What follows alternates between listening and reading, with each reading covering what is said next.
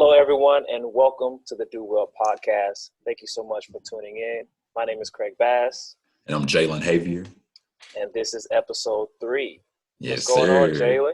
What's good, man? What's good, yo? Back once again. Yes, Hey. sir. Yes, sir. Episode 3, man. We got some good feedback from our last podcast, episode 2. Yes, sir. Yes, sir. A lot of comments, different people sharing it, liking it. We really appreciate y'all, man, just supporting everything. And you can continue to support us. Share it on your social media pages. You can follow us on Instagram or YouTube. It's Do Well Podcast. All in one word, Do Well Podcast. Follow us, like, subscribe, comment. We would love the feedback and love that support, man. Thank y'all. Yeah, really appreciate that. Really do. Today, we want to talk about who we follow, what we follow, and how it all works together and connects into our identity. Yes. And yes. it's really interesting how what we follow greatly impacts who we are and what we become. Right. Yeah. Right. Now, Jalen, you were telling me about Tiger King or something like that. Man, Yes. dude, when I first heard about Tiger King, I was like, is that another cartoon or something? Like, right. It's the craziest thing I've ever seen in my whole life. Like, what? And it's Tiger all King? real. Yo, bro. If for anyone, man, if y'all been on the, Netflix, social media, everybody home, bro, if you have not watched Tiger King, I'm not saying you have to watch it. But if you do, you're in for a ride. That's all I'm gonna say. But nah, the thing that I was watching, man, was watching Tiger King, bro. It really hit me because for anyone who's watched it, the very first thing you really gonna notice, besides the dude named Joe Exotic, besides him, you're gonna notice that the people who are working there with him, I'm not saying they crazy, but like they are all like weirdly devoted to this guy. Like they started off all just like just a little bit. One lady got her arm bit off, and she was like, "Bruh." One lady got her arm bit off, and it's not funny. She got her arm bit off. She got her arm bit off, and she like was like, "Well, I couldn't leave Joe like that out there like that. I had to make sure that it looked right. So after like a week or something, or a couple of days, I was right back at the park. I'm like, bro, what?" Like, yes. Like Wow. they were just, but they were following this guy. I mean, to the point that every person you would just hear them talk about decisions they made, and you're kind of like, why would you choose to do? But they were all like kind of enamored with him and his lifestyle, and it just got me to thinking, like, man, following is essential. Like following is super significant. Whatever you follow in your life, and this can go for anything. Anything, exactly. Anything. What follow in your life? If you follow it close enough, long enough, it is going to impact how you live, how you think, how you act, everything, right? Where And so you have to end be up in aware. life. Right, where you end up, So it just got me thinking, man. But on the side note, yo, if you do got time and you trying to waste some time, check Tiger King. Yeah, my wife and I sat down, try to watch a little something the other day. I was like, hey, I've been hearing about this Tiger King stuff, and she was like, "No, I'm good. I read up on it." She's like, "No, I'm good." I was like, It's crazy. Yeah, I was like, I'm going to trust your judgment on that one. Yeah. Yeah, but you're absolutely right. I love how you talked about the destination and who we become as people is greatly impacted by who we follow and what we follow. And that's part of the human experience. Right, like the phenomenon of being a human being is that we're going to follow something. Mm-hmm. Yeah. Yeah, and it's actually following is a good thing.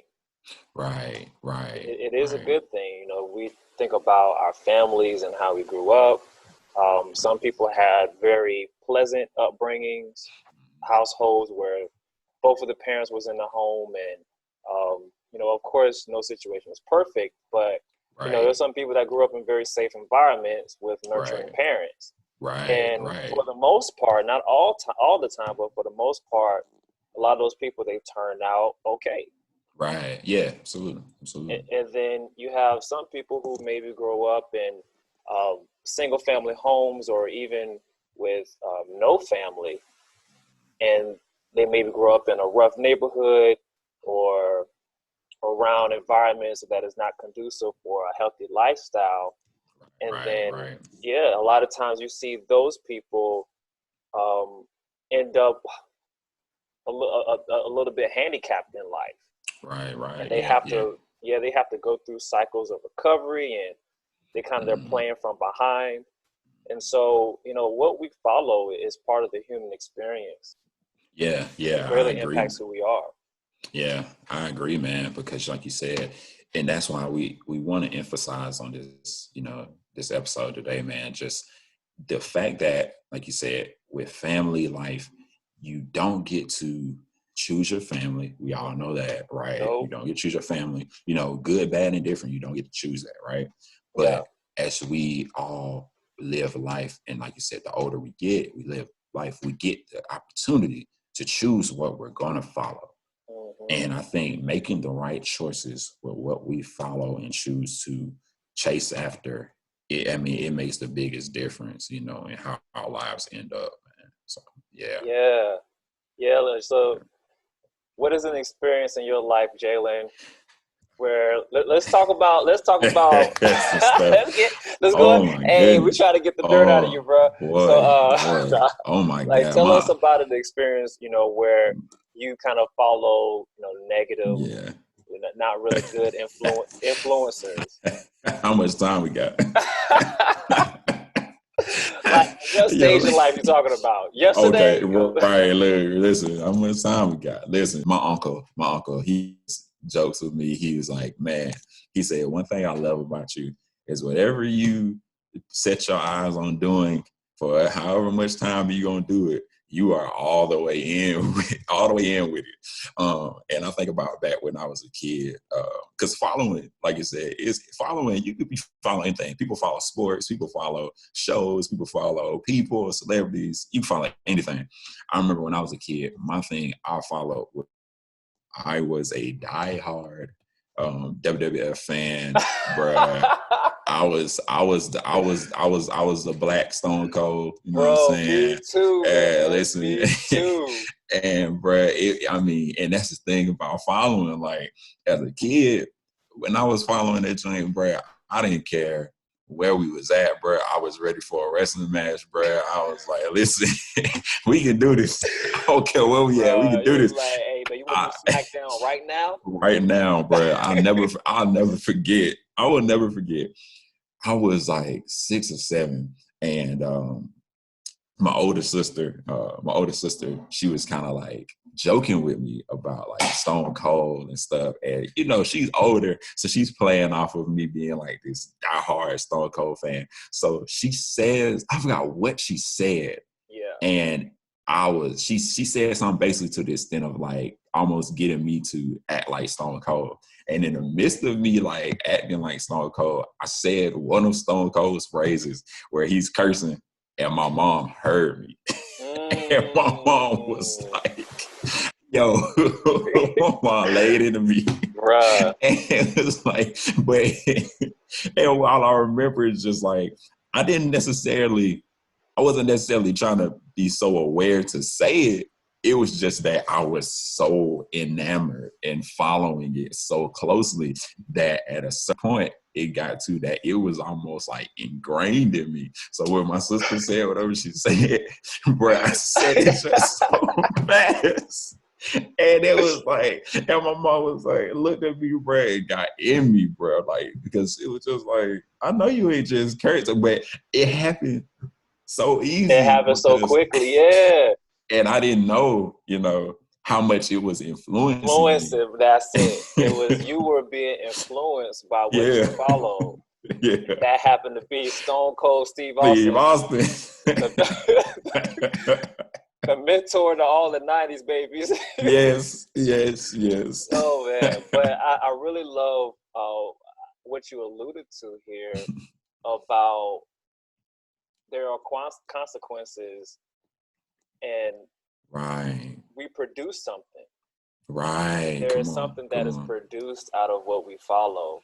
Right. And just in my own life, I remember in college, I mean, I was, gosh, you're fresh out of high school. You think you're an adult, but bro, you're not an Nah. adult, man. You don't know anything, man. Right. And I was at this brand new school, brand new Mm, environment, mm, and I only knew one person there.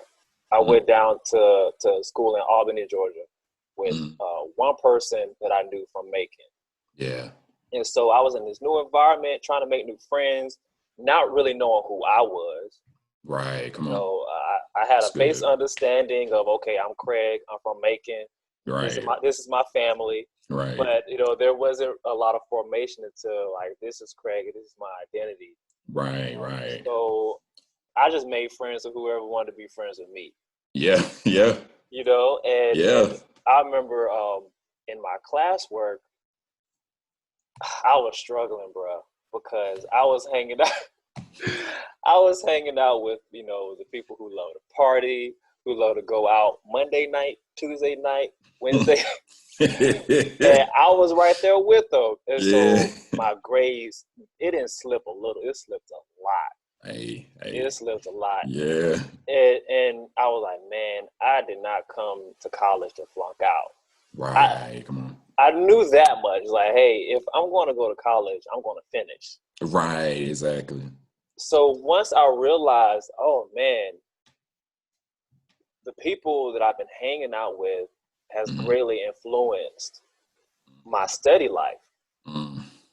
They weren't doing a bunch of studying, and That's so as a good. result, I wasn't doing a bunch of studying. Right. Right. And I thought to myself, like, okay, if I want to do better, I need to find the people who are doing better.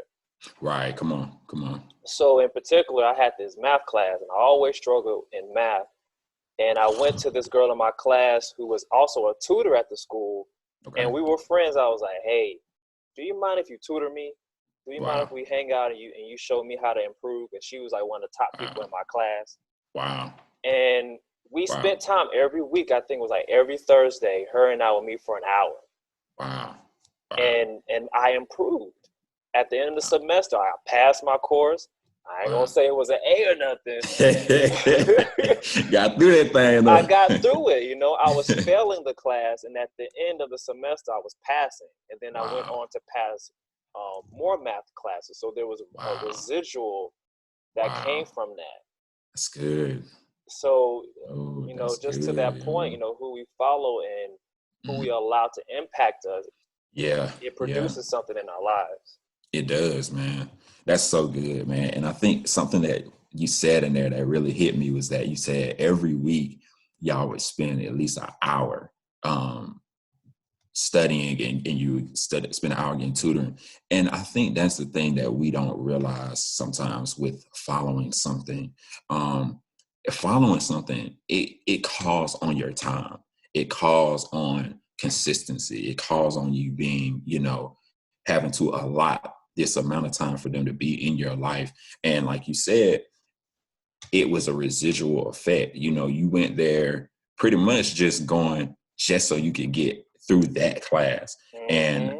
out of you getting through that class, it became a snowball effect where you were able to pass the rest of your classes. And so I think about it like, man, how much does following affect every part of our lives? I would say it would be almost to a point the sum of our lives, Mm-hmm. because you think about this concept of if you follow one person and you don't necessarily know where they're taking you, your life is up in the air. You know what I mean? If you don't know where they're Mm-hmm. taking you, you know what I Yeah. mean? And so it comes to a point where you had to recognize, okay, this is where I'm struggling. This is what I need to change. And this is the type of person I need to follow after if I'm trying to achieve this goal.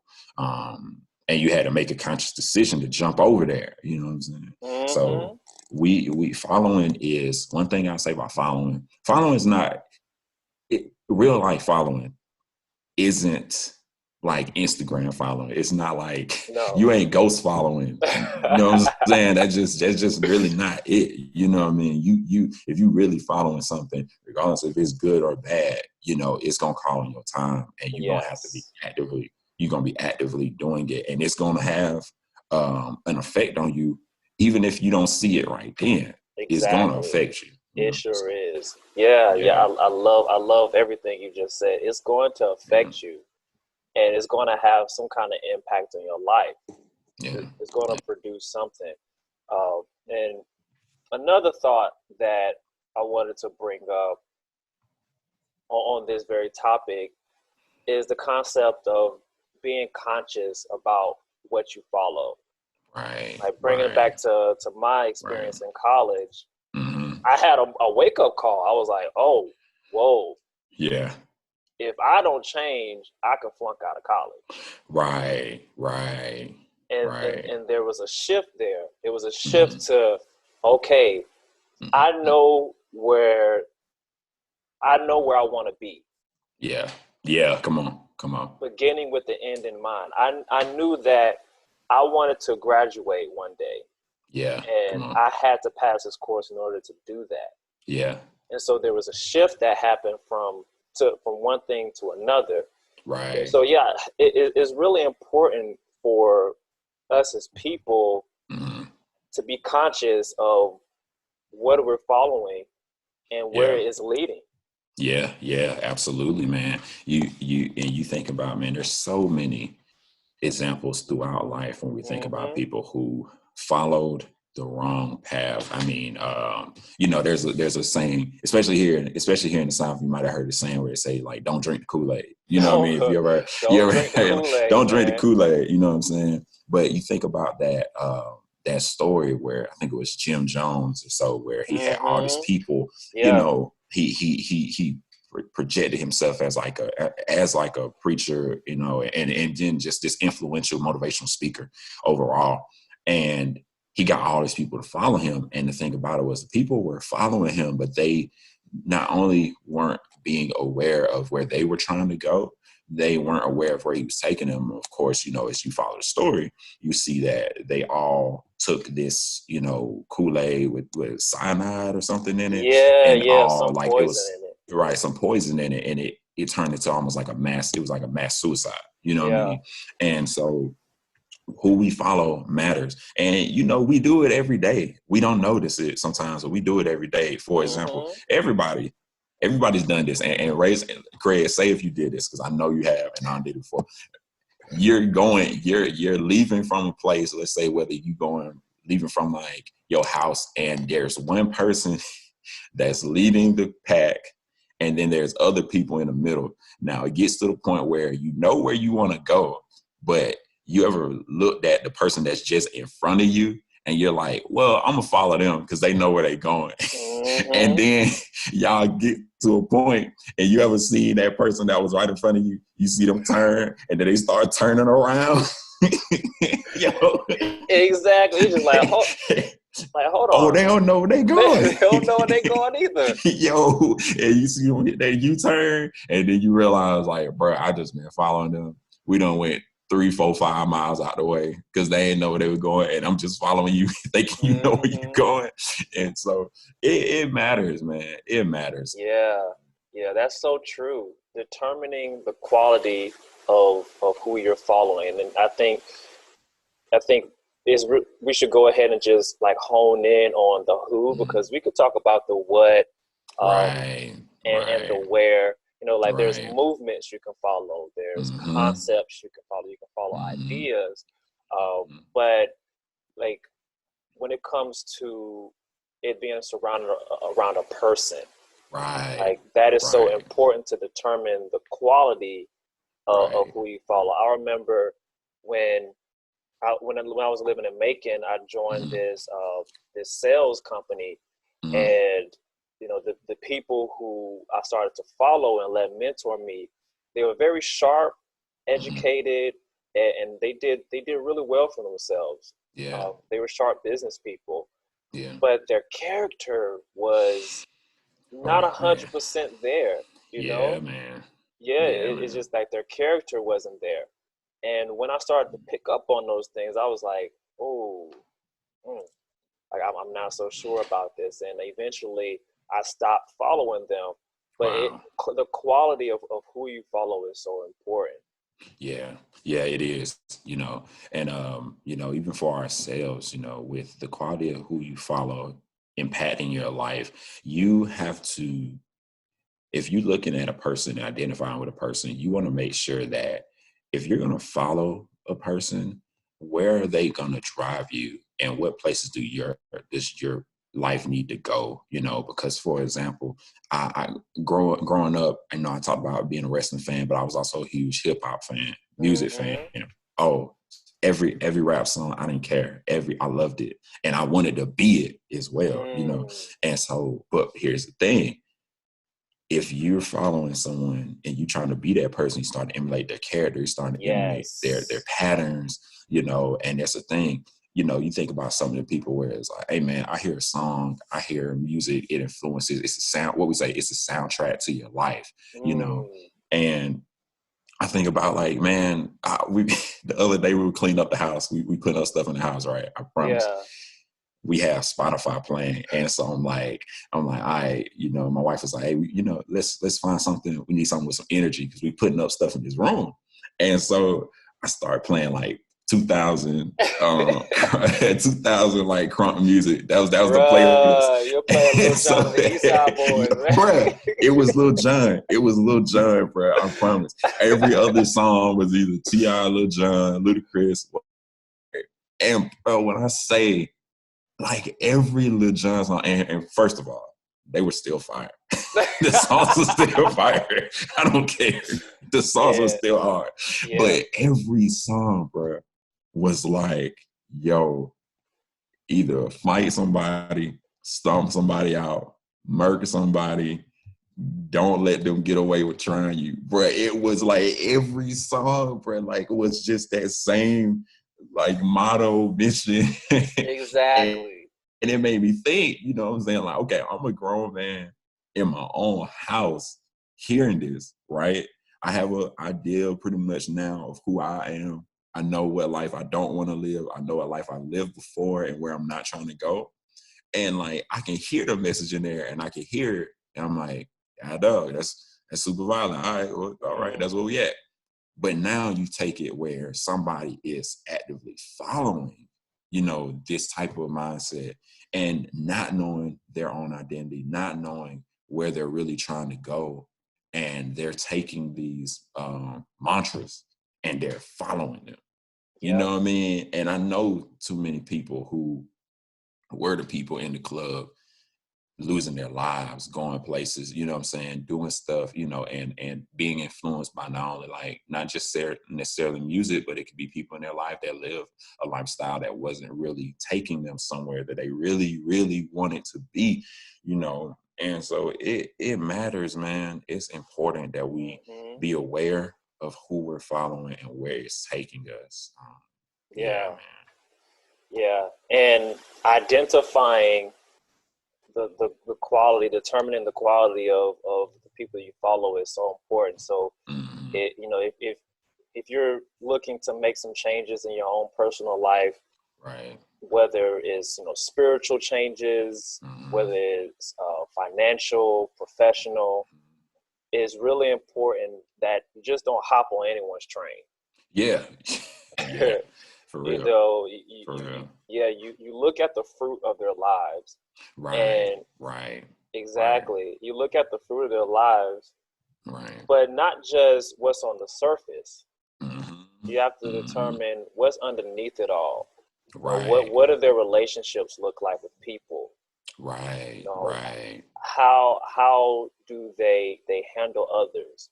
And I think that is one of the quickest ways that you could determine the fruit of someone's life. Right. Is just look, how do they treat people? How do they treat people that's different than them, that can't help them? That there's no benefit to them, how do they treat those people? Mm-hmm. And that's a great way to determine the quality of anyone that you want to follow, with in mind the goal that you're trying to achieve. Right, exactly. And something, man, and just kind of segueing off of what you said there, especially what you said, how do they treat people, how they go about, that was, man, honestly, that was one of the things that really, just to be flat out, that was one of the things that really attracted me to following Christ.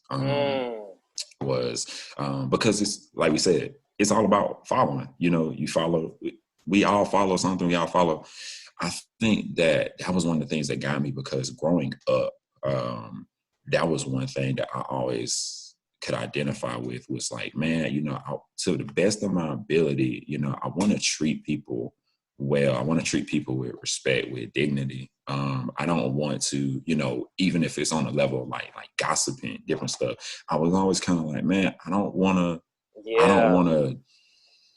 to take away someone's dignity in that way. Not and because I feel like they have, God has given them dignity, given them value, and regardless of what a situation is, I feel like that's something I shouldn't partake in. And also, I wouldn't want that done to me, you know what I mean? Because I think about how that would hurt, and I think about, so if it would hurt me, I know it would hurt. And that's about Jesus, man, because Jesus lived this perfect life, but he was so invested in treating people with dignity, while also, he would treat them with dignity. The lady, they think about people like, for people who have read these stories in the Bible, you think about people like the lepers, people who had leprosy, who has these skin diseases, where they were looked at as outcasts in their community, you know what I mean? Or you think about people who had blindness, who were blind, who were deaf,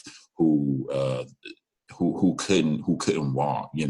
He was down and invested in showing love to these people, doing something to help these people, interacting with them. He was just like invested in loving on people. And so that was something that drew me, because I think about, even with myself, like, I grew up pretty really, decent, nice life, man, good life.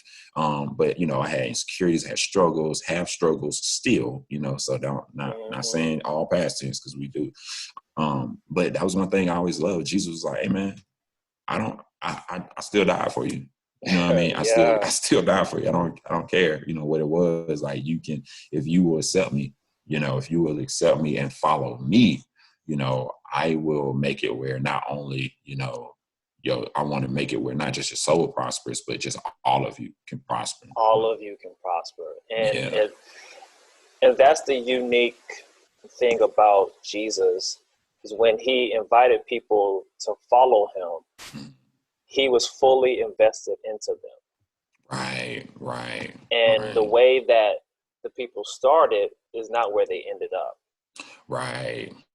For example, if you're familiar with like any of the Gospels, you'll see early ministry of Jesus. He invites his disciples, the 12. He invites all of them to join him. Hey, follow me. Yeah.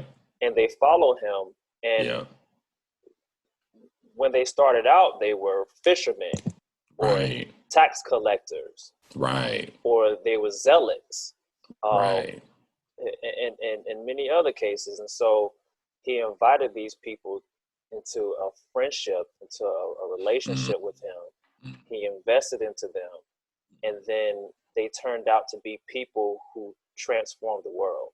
Right. Exactly. And so if you want to talk about judging fruit and someone's track record of meeting a goal, that, oh my goodness, I think Jesus has the best one. Has the untoppable, never been broken, won't ever be broken track record. You know what I'm saying? And I think too, we think about it like this. They followed him, and here's the thing: we want to think about this like on a scale, right? Where we're both from Macon. We both from Macon, right? Jesus is, let's just say, for example, Jesus from Macon, bro. He's in a small city. People know, they know of him. You know what I'm saying? They know, okay, but for these 27 years, for the most part, that everybody that knows him, they all know, hey man, he had a good reputation. He has a great, you know what I'm saying? He looks like he's trying to do well in his life. He's a carpenter. He does all this stuff. This is even before, you know, when he starts to reveal himself as the Son of God, they look at him, they see he is a person of great character. And so I think that was one thing that is like, he's asking them to come follow. It's like, bro, I don't know you at all. I don't know nothing about you. I don't know. But it's like, if you were in that city, no, you would know who he was, even with his character. And I think as it kept going further, they saw not only his character, but they saw that what he was calling and trying to lead them toward, where, he's teaching them, hey, man, you need to have more faith, or, hey, you need to be kinder. You need to be, gentler. Yep. You need to be, hey, I know in the past you heard it, your ancestors was talking about, hey, don't murder nobody, don't kill nobody. But no, I'm telling you, go a step further. Don't have hatred for nobody in your heart, and it's like, even if you, on the surface, even if you have no belief, it would not make sense for you to see someone saying, hey, I think that it would be a better life for you to not only do the right thing, but to have the right motives. I don't see how anyone could look at that and not identify with that and at least rock with that. You know what I'm saying? Yeah, that's so true. Yeah, I completely agree with that. And on the subject of identity and transformation, that is what Jesus came to do. Right. He came to transform people and make them different. Yeah. So Jalen, how does Jesus inform our identity? Yeah, man. So Jesus informs our identity, man. I think the first thing he does is he recognizes us wherever we are in our lives. One thing I love about Jesus is that he's not intimidated by your past. He's not intimidated by your present. He knows it fully, and he's willing to speak into it. And I think the greatest thing that no matter what you believe, where you from, what your life is, every person needs love. What? Love is there's no bias there. Everyone needs love.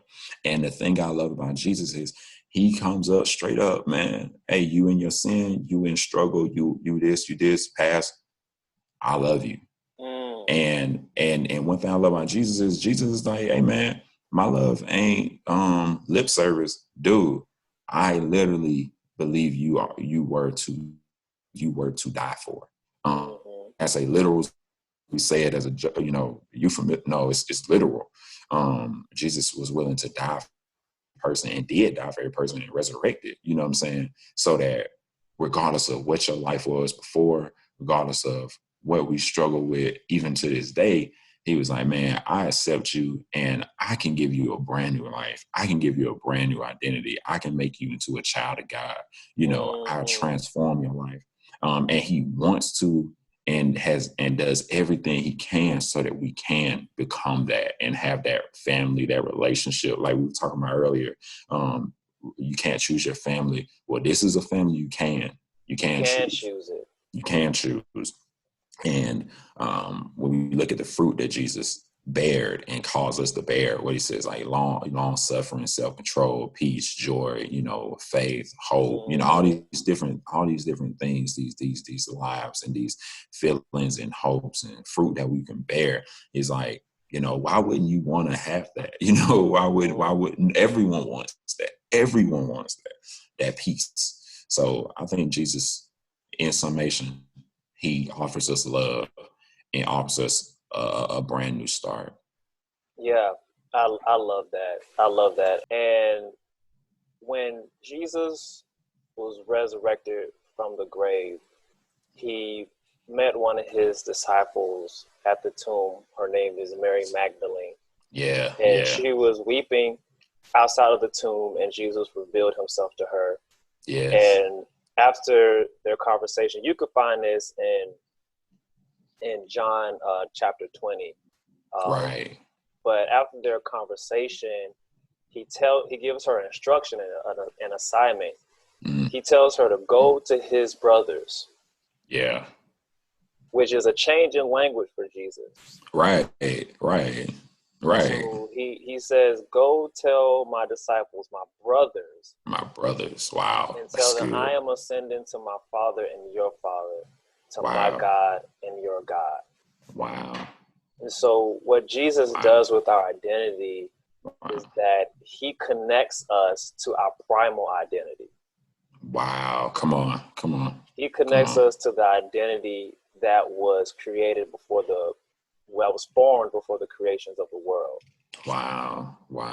Before you were so-and-so's daughter or so-and-so's son, before you went to this school or that school, this person did this to you, you were hurt by this. Yes. Before any of these things happened to you, there was an identity. Yes. An eternal identity, a cosmic identity that Jesus came to reconnect us to. Wow. Sheesh, and that identity is a child of God. A child of God. Wow. Yeah, that we are created in the image of God. Like we read it back in Genesis, the beginning of the story of God and humanity, and leading up to Jesus Christ and his appearance. We read that God said, let us make man in our image. So before we have any experiences in this world, before any of the pain and any of the joys, before any other kind of identity is formed on us, we have this identity of I belong to God, and I'm meant to reflect who he is. Yeah, that's good. That's so good, man. Wow, bro. That's powerful, man. That's powerful, man. Wow. Because that just gives us more hope to know that, man, what you were, what God created you as, it's greater. It's greater than anything we could ever, physically experience, go through. It supersedes it. It supersedes it, and I believe that he gave us that identity so that he knew, so that when we would go through the things we went through in life, we would still have we could have a greater foundation that could not only absorb those things, but turn them around for greater. Yeah. I love that. I love that. So everyone who is listening today, thank you so much for checking in with us. And we just want to leave you with this encouragement of, pay attention to what you want to follow. Right. Like just do some reflection and think about, okay, I want to make this change in my life, or I have this desire to follow a person, a thing, or some kind of movement, and question that. Like, why do I want to follow those things, and what does that say about me? And think a little bit about who you want to follow. What is it about them that attracts you? Right. What is it about their life, and judge the fruit of their life as well. Right. So who's our small business shout out for the week? Yes, very excited for this individual today. Like Jalen said, every podcast we want to do a small business shout out. Tell the world about people who are doing some really awesome things and empower and support them in their endeavors. And so without further ado, today I want to shout out Adara Anokun, who is a registered nurse in Brooklyn, New York, winner of Miss Nigeria USA 2017, and the founder of Be Well Foundation. Really excited about this person because she's my sister-in-law. She's my wife's best friend, but she's also an incredible woman. And she was recently interviewed by the Oprah Winfrey. Bruh. Oprah. Harpo Oprah. All my life I had to fight Oprah. Oh shoot. Yeah. So Oprah had this segment uh, via Apple TV where she Mm, interviewed three nurses who are on the front lines in New York City right now, wow. caring and fighting for uh, COVID patients, and are just doing incredible work. It's Yeah. And tell us a little it's more about her awesome. nonprofit as well. Yes. So the Be Well Foundation, they are a foundation that works in the country of Nigeria, Mm, and she works at an orphanage, and she cares for a lot of the children who were orphaned for some reason wow. and do not have the resources of a family, Wow. the resources of a safe home. And so Wow. this orphanage cares for them, gives them shelter, gives them food and water, um, and it's really awesome work that she does with them. So the foundation supports these children, gives them resources. Adara travels a lot to Nigeria to be with them, and so it's a great foundation. And so if you're looking for worthy causes to give to, Yes. that's the one definitely to support. It's a Yes. grassroots foundation, Wow. and so she does have different sponsorships, and she's well connected, but it's not one of those big nonprofits where they're connected to hedge funds and corporate Mm, organizations, and so it's a great thing to give to. And if you wow. want to find her, she is on Instagram at Nurse Adara, Yes. and we will include her Instagram handle Hmm. on our video. You can find our videos on YouTube and our links on Instagram. So we'll have Yes. that attached to it. Yes. Okay. Well, man, we thank y'all all for just tuning in with us again, man. Like you said, like, subscribe, comment on Instagram, YouTube. It's Do Well Podcast. Until next time, Craig, got anything you want to leave them with? No, thank you so much for listening and keep doing well, everybody. Peace. Peace out.